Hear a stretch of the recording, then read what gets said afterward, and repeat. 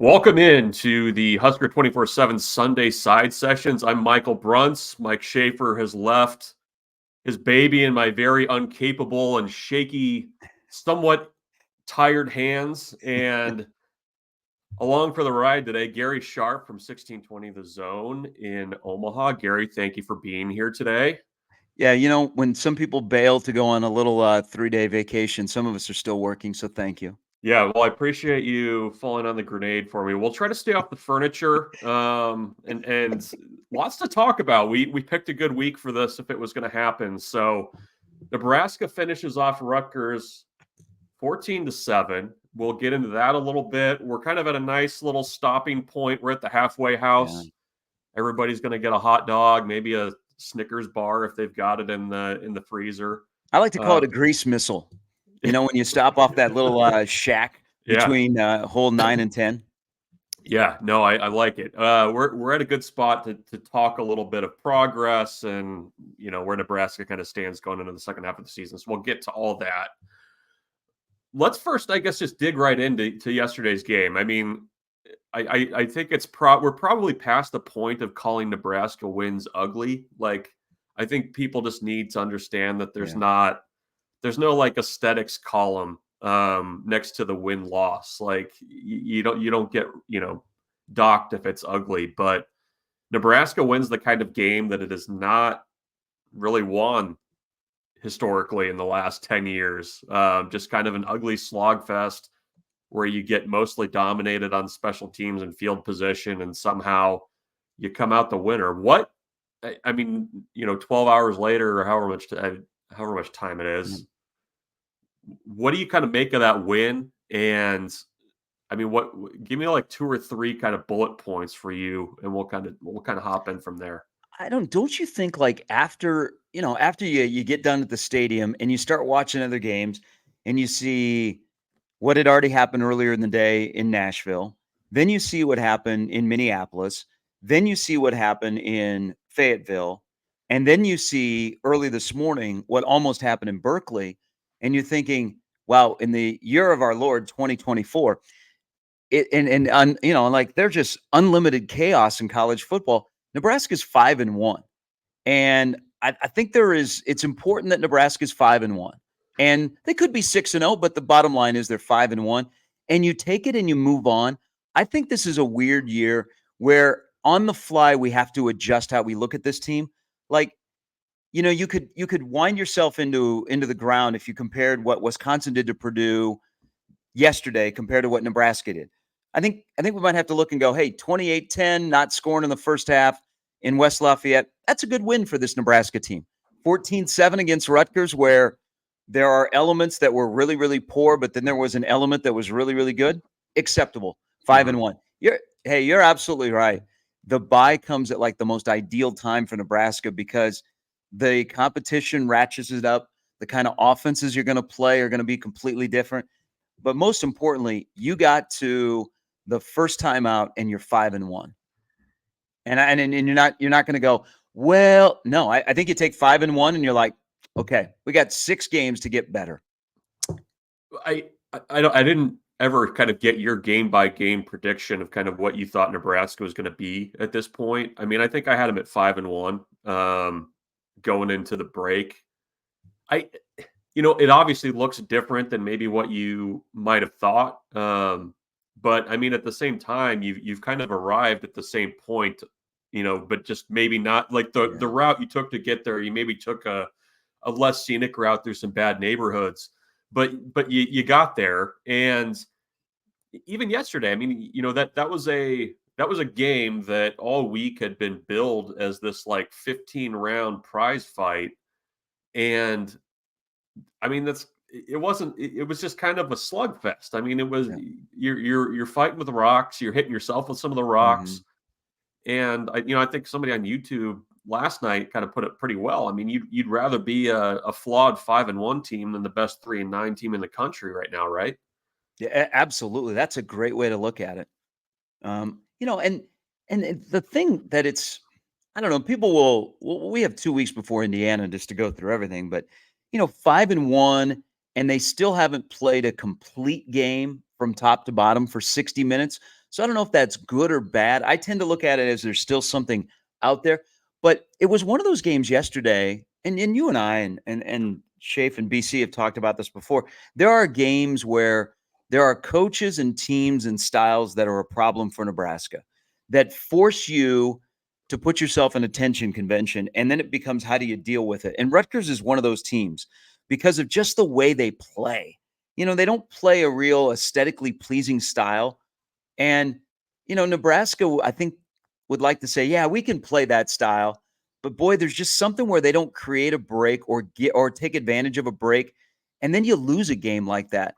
And I thought, they created some breaks and then they took advantage of some breaks.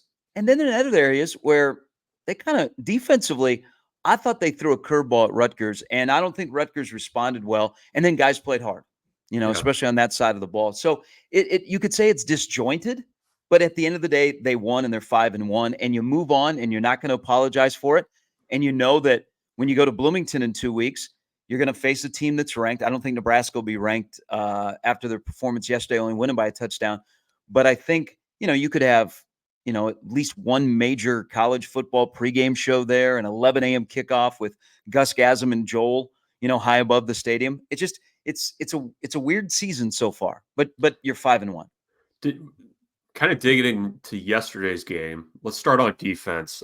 I mean, did you find yourself kind of sitting there, especially after like the first couple drives that Rutgers had, and you're kind of like, okay, this is finally the Nebraska defensive line that I was expecting coming into the season? Because I think that was Colorado a little bit, but against a team that's going to try to run the ball at you, that felt like the first time that you're like, okay, Nash Hupmaker's here, and he's playing and getting to the quarterback. I mean, it felt like that was about that performance from the defensive line was like six weeks in the coming. Yes, I absolutely agree with you. Do you think it also you had to lose to Illinois to get yesterday? Because things they did yesterday, like they were faulty against Illinois. They got beat up front.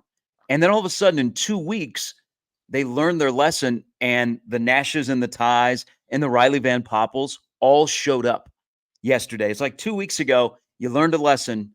Here you go. You get another try at it again. And I thought they played like we kind of think they should play, but I think they also have to play. Yeah. And I'll tell you, their ability to take away the vertical passing game of Rutgers and focus on the run.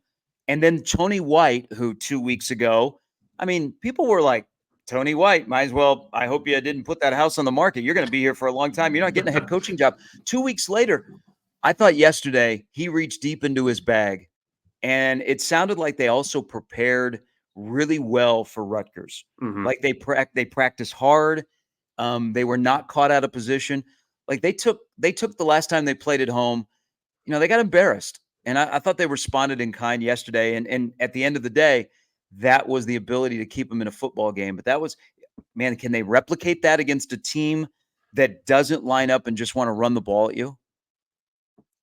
Yeah, I think the last couple of weeks, Nebraska has been willing to play more man on the outside and dedicate more towards stopping the run. I think they did a little bit of that yesterday too. They got burned on a couple, but I think you kind of have to be willing to take that, if you're Nebraska and tip your cap and move on. But I think you're right. And I think it's important to kind of note the way that Nebraska practiced last week. I mean, they practiced like they were preparing for a physical game. I mean, player after player that came through there last night was talking about how we were going live earlier in the week. We're going live for longer. Like it wasn't, Michigan after Michigan last year, but it was clear that Nebraska the last couple of weeks has been trying to send some kind of message about physicality. I mean, it's the two spot drill or whatever they call it before the game. I mean, to kind of set the tone. I don't think it's just performative. I mean, there's a point there, but I think they've really gone out of the way to be like, okay, especially the defensive front, the front seven really needs to start to impose itself a little bit, because that's what Nebraska's advantage is right now. Yeah, I agree. Didn't you find it interesting where Rule, and he kind of got a slight little grin when he said we prepared for a week with big people. Yeah. Like he used example of guys that have played a little bit over the last couple of weeks that are not, like Kai Wallen, who is not, I would consider a big person. Instead, they helped us get ready on the scout team. And when he said we prepared for big people, he had like this slight grin. Do you find it ironic on the point you just made, Brunsey, that they did that Oklahoma drill again in pregame? And I think it was the last matchup was Mazuka and Williams. Yeah. And they both had a hand in yesterday's win. Yeah. No, I mean, And on the other side, that big person that is the best backup offensive guard in the Big Ten had a huge role when they would, shuffle him in and off the bench on short yardage and 3rd and 4th downs. Yeah. Well, yeah, I mean, that's going to be a fascinating 2 weeks with that during the bye week. Not only to make sure that things are progressing in the right direction, but also what that interior line picture looks like. Because I mean, they're just not getting. We'll get into that too, but they're not getting enough there right now, in my opinion. Defensively, what is Sierre Wright? Is he the biggest story on defense the last 3 games? I mean, he has this great interception yesterday. I mean, if you would have said, okay, Tommy Hill's not going to play for a long stretch of the season, I kind of looked down in the middle of the first quarter and I was like, oh, right, Tommy Hill is not in the game. Yeah. I mean, the game time decision's been made. I don't know that, it's a little fortuitous that they were able to get him when they got him because, I mean, it's late in the summer. You needed some depth, but he's played really, really well. And I think has shown that a lot of maybe what the book on him was at USC was more of what USC's issues were last year. And they were god awful. He's really shown up. Yeah. I think the actor has turned himself into a football player, but you're right. So this was early in camp. I asked about him and, it did not help him that he didn't get to hear until July. So here's a guy that comes from USC, and again, back to your point, they do things differently at USC than Rule does, and so I think it was an adjustment. And then also, he's got a position coach who he's like, okay, who is this guy? I'm Googling John Butler, and he gets here, and I think it was he was just trying to figure out the landscape. Like, okay, who am I up against? What am I running? Can I make a mistake and I'm not going to get pulled? That was told to me early in camp. And then as camp grew, he started to stack some good days and he got his confidence going. And by the end of camp, I asked the same person. They said, what we saw in film at USC and his bright spots are here. He might even be better than what we're getting. He might be a steal. And I think with the injury to Tommy Hill, and all of a sudden he steps in, he's sticky on coverage. He plays with a lot of confidence, and he's a difference maker where now you might, I think you still need a healthy Tommy Hill, but gosh, has he put himself on the level of, I have no worry. Here's a black shirt. Go out there. You're going to be a starter. And now maybe we can move some guys around. I think that's one of the significant developments in the first 6 weeks is Sierre Wright, who we kind of thought, okay, he might do something this year. Well, he's doing more than that. I think he's a black shirt, and I think he's a starter. Yeah. I mean, whether they're healthy or not. You're basically now trying to think of like, okay, can we get him and Tommy on the field at the same time? Yeah. And what do you do with Marquise Buford at that point? Because he's got to play somewhere, I think. But, I mean, Wright's played at a level where you're like, okay, he's not helping you if he's sitting over there standing next to John Butler. So, and the thing that's impressed me about him, I think sometimes you kind of put guys in boxes. I mean, he's a West Coast defensive back. Is he going to hit? Is he a Rule kind of guy? I think he's shown that he's willing to come up and hit. I think that's been the thing that's been impressive to me about him is he's not the guy that jumps on the pile late or waits for a linebacker to get there and helps him to the ground, kind of one of those things. Yeah. But he's a physical defensive back. Yeah, I think that's a great observation because they have had a tendency to have DBs that don't like to stick their head into the play when they come up and try and make a tackle in the open field. And he's not afraid of it. He's got a ton of energy. I think his teammates really, really like him, but he's a difference maker. I mean, you mentioned Buford. Brunsey, Buford had one of the more interesting days I've seen of a defensive back. From the good, the bad. I mean, he got on the roller coaster and he couldn't get off of it. And then he was like, oh man, this is fun. And then all of a sudden it would go on the loop and you'd be like, oh, that's not so fun. Yeah. No, he got pulled. They Yeah. put Jeremiah Charles in there after he gave up the long pass. And that was a play where I don't know that it was necessarily all his fault, but it had come on the heels of a penalty and and he also had the play at it was just a weird day. But those are the kind of things like, I don't know, is that a sign of growth with the team as a whole? And I might be reaching here, is when they have that kind of day from an important player, they lose those games. Like it infects the rest of the guys around Yeah. them. And then it's like, oh man, I got Buford disease today, and I just committed a 15-yard penalty when, whoa, the guy ran into me. And it just starts to compound. And the next thing you know, the ball's in the end zone. You're like, how did we get to this spot? I thought yesterday, offense was a issue and DR 15 was below average, but it was one of those days where guys picked each other up that were having a bad day. And I don't know that we've necessarily seen that over the last 7-8 years with Nebraska when they get in a game that going in is going to be a one-score game. Yeah. One last thing on defense and kind of a guy that I think is a pretty remarkable story and has been for a year. I mean, James Williams, that was not a James Williams game. I mean, you talk about Kai Wallen being more of a scout team look guy. I mean, James Williams is going to be in that game in very specific situations. And you look at that last quarter, it 2 tackles. Nebraska's notoriously stingy with giving quarterback hurries. He got 2 in that fourth quarter alone, was cleaning up plays. What can he kind of do? Because you're going to have some James Williams type games coming up. I mean, Indiana is going to be a James Williams game. I mean, you're going to need somebody to affect things against Ohio State, UCLA also. I mean, what does he kind of bring as a pass rusher and just kind of a story for that defense as a guy that is pretty darn good about showing up when it matters? Yeah, I mean, Grant Wistrom was on an entirely different level, but there are whenever you watch Grant rush the passer, whether it be his first move, a twitch, an up and under, his speed to get around a tackle, you were like, wow, that's a guy as an NFL pass rusher. And I'm not ready to put James Williams in that category, but he's got a lot of he's just quick. And we think of the great pass rushers post Grant Wistrom, like Randy Gregory was sneaky, but Randy Gregory was so fast off the ball, and he would make one move and he'd put the tackle in a turnstile and he'd be there in the face of the quarterback. And I think you're starting to see that. We saw it last year. Remember the Northwestern game where we are all looking at the program going, who is this guy? Yeah. And the next thing you know, he's spending time in the backfield because he's so fast. He's so long. He looks like a prototypical pass rusher.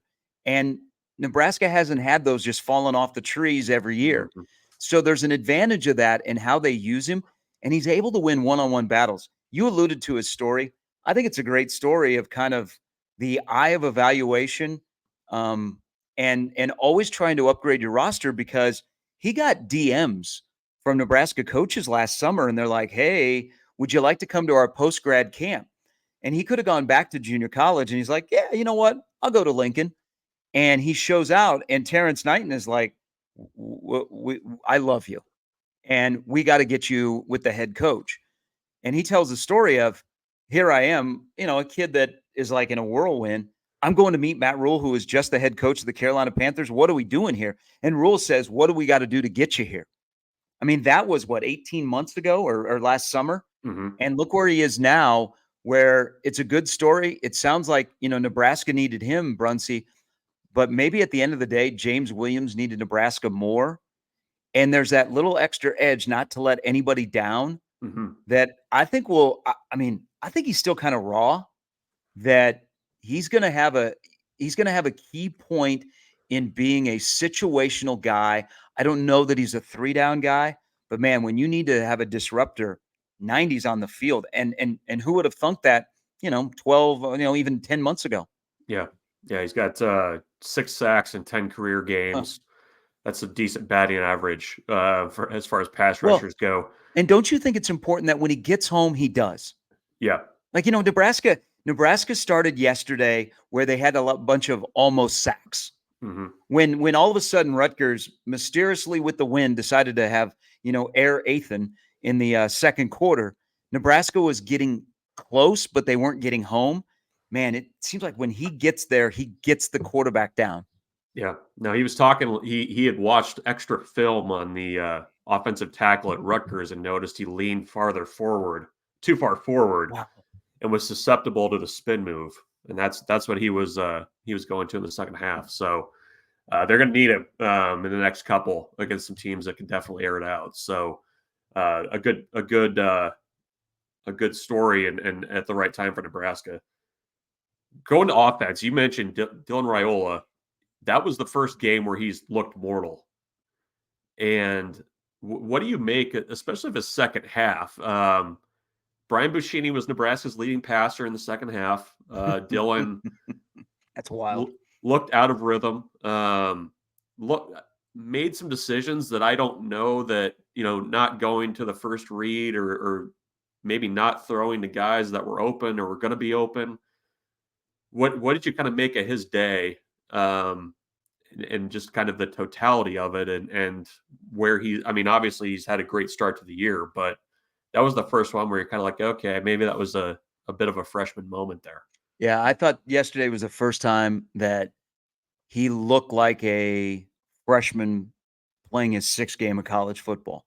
It it's almost, and I think we all kind of talked about this in the press box and you and I beforehand.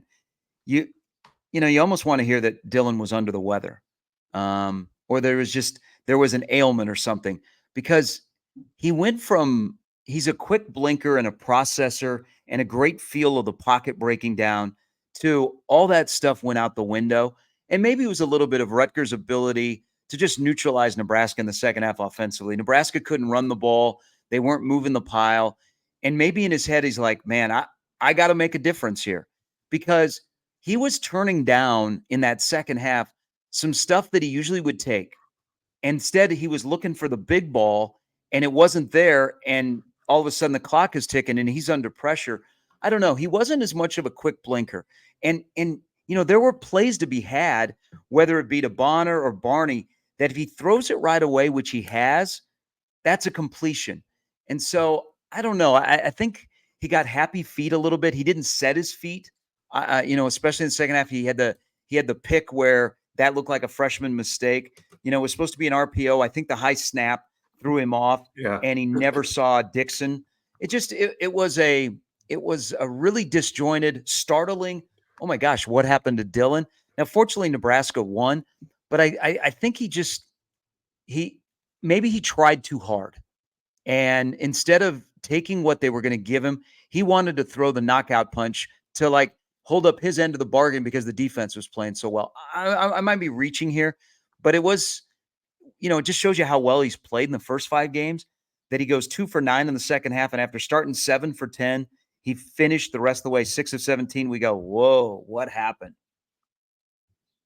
Yeah, I was just going. He was 6 of 16 after the interception, and I don't know if that got in his head. If it, that was also the first game where he's had to throw in like Nebraska wind. Like it was a really just awful day to throw yesterday too. I mean, there was kind of it seemed like there was a lot going on there. I mean, to his credit, he didn't really put the ball in bad spots aside from the pick. I mean, that's probably a game in the past where Nebraska ends up throwing 2 or 3 picks and forces things.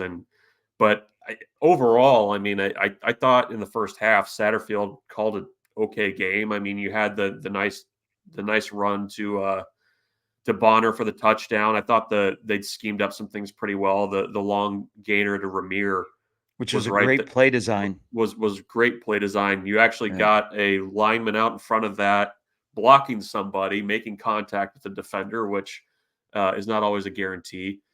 But what do you make of kind of at the halfway point with this offense? I mean, what's the way forward? Because you've seen it at times be pretty explosive. You've also seen, second half at Colorado, which, I think they were probably trying to get that one in the clubhouse a little bit sooner.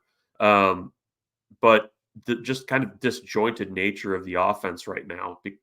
And I mean, do you see that? Do you see progress for what that looks like for this group?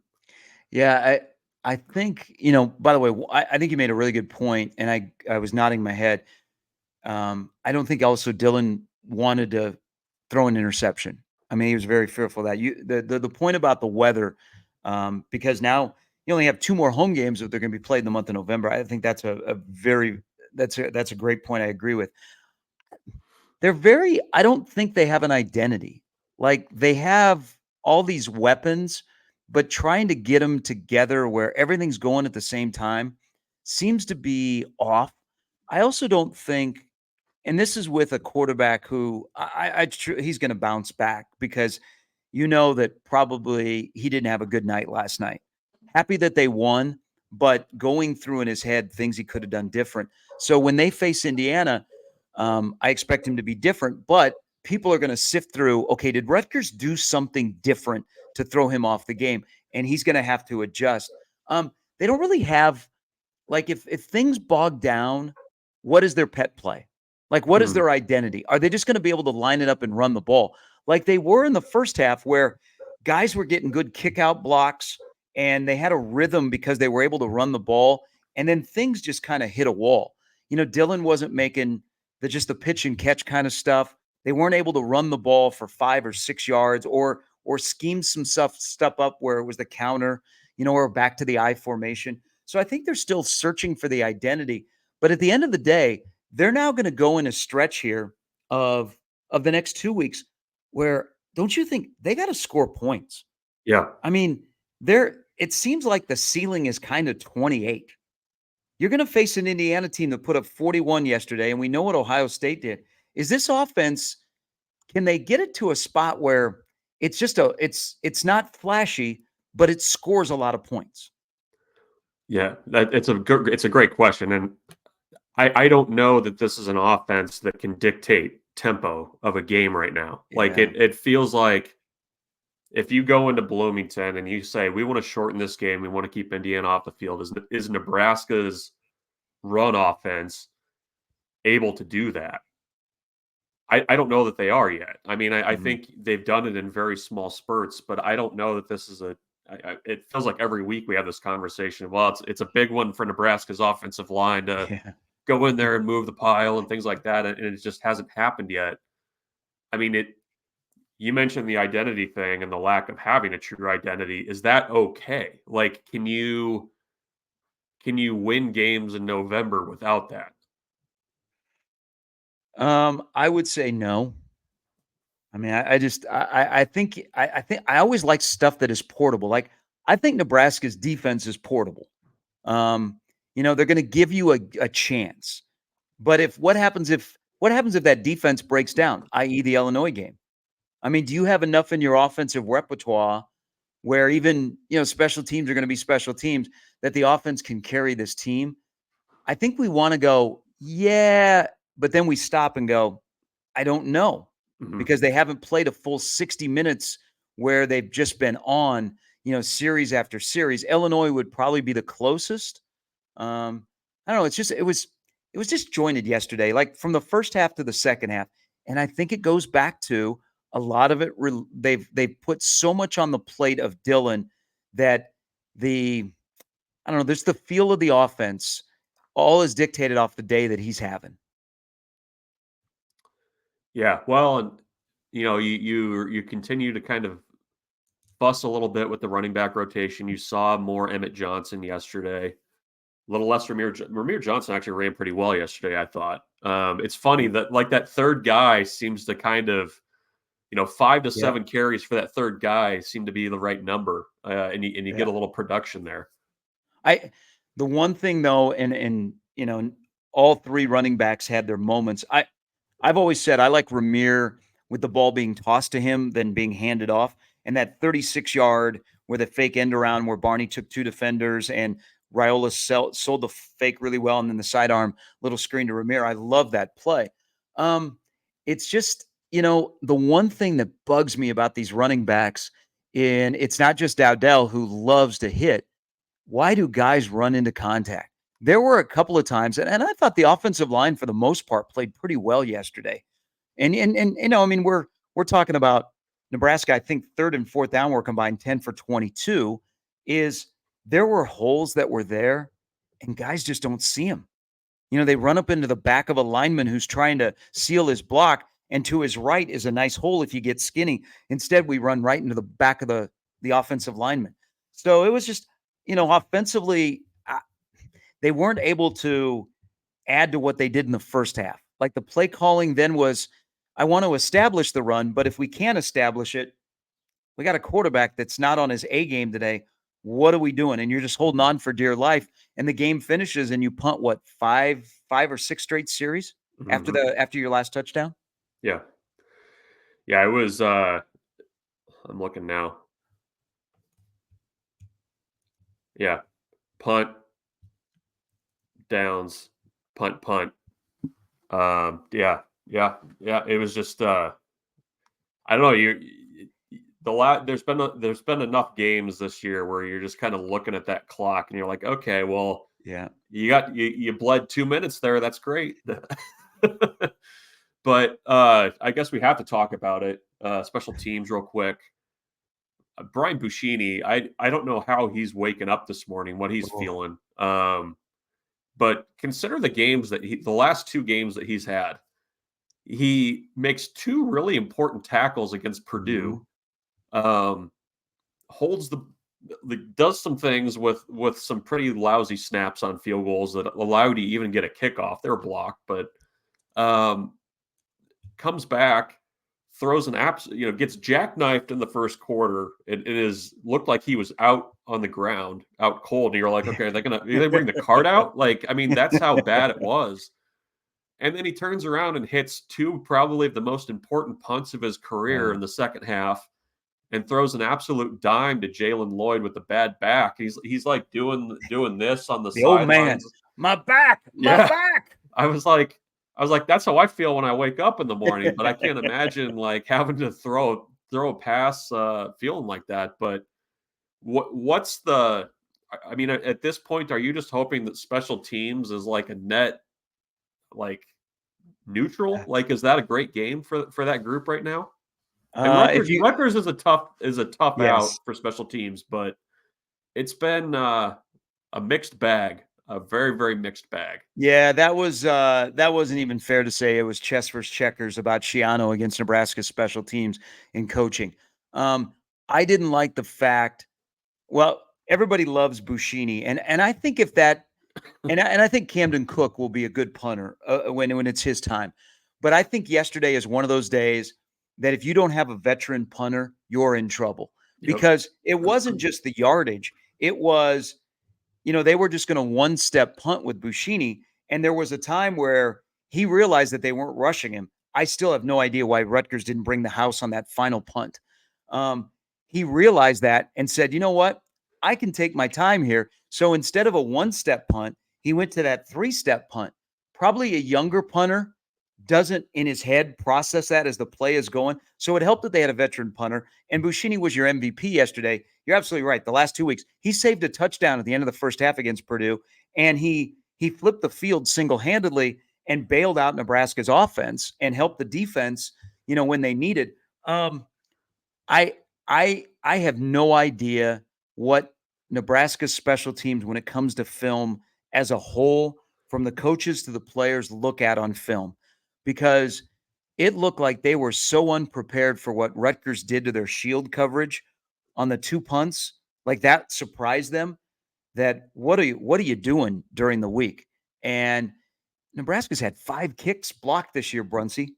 5. And the 4 that have been blocked, you've actually won both of those games. Yeah. And you're like, how did that's not Nebraska. But I don't know if it's technique, if it's personnel, the way it's being taught, but this is not good. I mean, there is no advantage to be had outside of when Buschini has a heroic MVP performance like he did yesterday. It's just you've lost that element when other parts of your game are either strong that you can supplement, or struggling, which you can pick up. I mean, you're a crapshoot. So much that Matt Rule thought that throwing a fake pass, and they were going to do it no matter what in the second half, was a better option. That's kind of where you're at. And thankfully, Buschini, with the old man back, when I thought he got snapped in half when he got hit, I was like, wow. And then they're punting from the end zone, and you're like, oh, this isn't going to be good. Just a weird game that at the end of the day, you won 14-7. Feels like a typical Nebraska Rutgers game, and you're 5-1. But I don't know if that element of that phase of Nebraska football can be fixed anytime soon. Yeah. No, I mean, I think you're just hoping for, just you don't want to put things on the table. You don't want to take things off the table. You just want to leave it there and hope you don't knock the table over, basically, at this point. You mentioned just kind of the the history of Nebraska and Rutgers. I mean, the last couple have been, made for peacock thrillers. Like you had this last one, 14-7, is 14-13, the one in the interim 2022 period, even championship week, which everybody forgets about in 2020. That wasn't great until the second half. So yesterday was kind of par for the course. Anything else that stands out? I mean, it's you mentioned it earlier. I think this bye comes at a really fantastic time for Nebraska. You get the competition is ramping up. You've got 2 road games coming out of it, and whether or not guys want to admit it, I feel like this team kind of needs a week off to get its bearings. I mean, I don't know that people appreciate how physically Nebraska practices now under Matt Rule, but you've been doing that for, basically since the end of July. And I think you've seen some guys kind of just need a day or two to kind of get their bearings and get healthy. Yeah, you don't want to go 6 straight weeks, but in this case, I'm 100% with you. It falls at the right time. I think for the program as a whole, so they can kind of just go, because they got to 5-1, and now you're sitting on the doorstep of being qualified for a bowl game, and you have 6 to go, and you have 2 teams that are unbeaten, or as right now they're unbeaten. Ohio State and Oregon play next week. And now you've got 4 teams that are coming off a bye of their own. 4 straight teams where they've been on a bye week before they play you. So I think the next week is pretty important for Nebraska. How they handle it, how they get some guys refreshed, and then I think how they do some self-scouting, to figure out what was Dylan's issue yesterday. Was it the elements of the stadium? First time playing in Memorial Stadium where wind is a factor, or he doesn't have success and the way he reacted to it. I think it's a pretty important week for Nebraska, but they get to wake up today and they're 5-1, and you look around college football and you go, wow, there is unlimited chaos. And we found a way to be 5-1 and kind of where we thought we would be, but everybody looking in the mirror and going, man, we could be better. Or could they? That's the other thing is, is this the kind of team we are that it's just a week to week, or can we hit a stride where, man, every week this is who we are, and some weeks the other team's going to be better. Most weeks we're going to play better. Yeah. It's when you kind of just look at last year, and this was around the time when Nebraska really started digging into some of its scout team depth. I mean, this is around the time where you started to see James Williams. You found some things on offense that seemed to work a little bit more. You had to, but you pivoted more to Jalen Lloyd, Malachi Coleman, those guys. Like, I think you're right. I am eager to see if Nebraska finds guys that are kind of ready for prime time, or if they find some things. Go ahead. Sorry. No, I was just going to add to what you were going to say. But and also the self-scouting piece of it's huge. I mean, Matt Rule even said last week, he's like, I'm so micro-focused at this point. The bye week is when I actually am able to look a little bit more holistically about where things are. So I'm eager to see what comes of that. I didn't mean to cut you off. Do you think? No, I was gonna, because I'm with you. If they can find a young guy, I think also they have to. I mean, you probably have to have a plan for Riley Van Poppel. He played a considerable amount yesterday, and he's got one more game. Where is that game that you feel like, okay, this is the big people game? We need, Van Poppel out there. But don't you think also that well, as they look for, okay, what's some young guys that might emerge? Don't you think on offense they need more out of their frontline guys? Like, Yeah. I feel like Banks and Nair can add more. That group's interesting too. I mean, I would like to see more Jalen Lloyd. I mean, we have not seen as much of him as maybe what I was expecting. I mean, part of that is his snaps have gone to other guys, but I mean, I think there's guys on that side of the ball too that we've seen a little bit of that I think can give you, if they give you 5 more snaps, good snaps a game, I think that's really important. But yeah, I mean, it's the Van Poppel question's interesting. Lefotu is coming back, so maybe you get some more depth there.